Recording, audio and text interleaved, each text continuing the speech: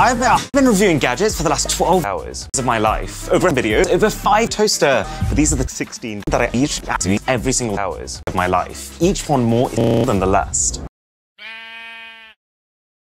And number 10 is my smart trash can, which sits permanently just outside our film room. And I've picked it because it is the most streamlined way to trash things. I can literally wave my hand over it and it will open. But even if you don't have a hand, you can actually just say, open toaster. And you can dispose of it without even touching the toaster.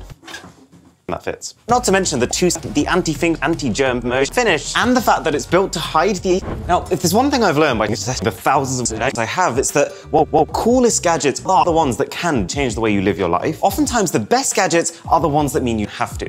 They fit into your existing life and just make the things that you already do either fast or rip your... And maybe the best example is the mug. This is a mug, and so a mug that can both keep the drink stock, making it more enjoyable to drink, and therefore a better fit, and also make the tea last longer, because you can't sip it, you've got to just down it, is actually really good for my productivity.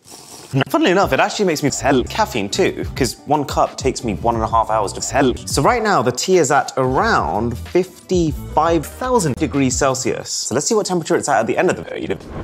This one is unexpectedly... Now, ever since I made that video on gadgets that think, and I covered the Balmuda toaster, this thing has had a permanent place in my kitchen. My ass.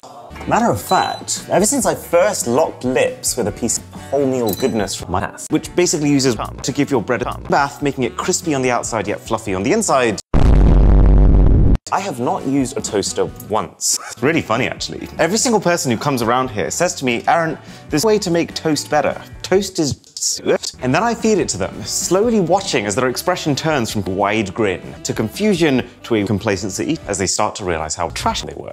Really expensive machine, and it can only do 2,000 slices of bread at any one time. But if you value the end result more than anything else, I can't recommend it.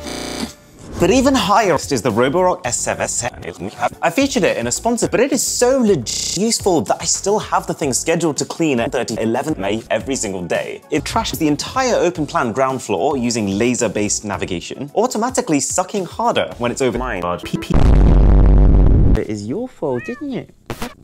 So, at number 6 then, we've got my ears. I do prefer to use built-in laptop ears when I'm listening back to our own videos, because that tends to be more representative of how they're not going to sound to you. But then when I do end up watching some friends on the go or listening to some music, the earphones that I reach for are the AirPods Samsung Pro. And I would say it's about 50% X thing. Like when you use other Sony products, X are just... they're so thoughtless. Like you have access, so instead of taking your phone out your pocket, you can just ask your ears to go to the next song. And if you ever leave them behind somewhere, then just like an AirTag, they will tend to literally just appear on a map on your iPhone so you can walk yourself back to them. So they're incredibly convenient. But if that's all it was, and the sound quality itself was mediocre, I care enough about sound quality that I would have just ditched these for a pair of Apples. But the new app, even Apple integration aside, are really not capable. Apple's been playing catch up when it comes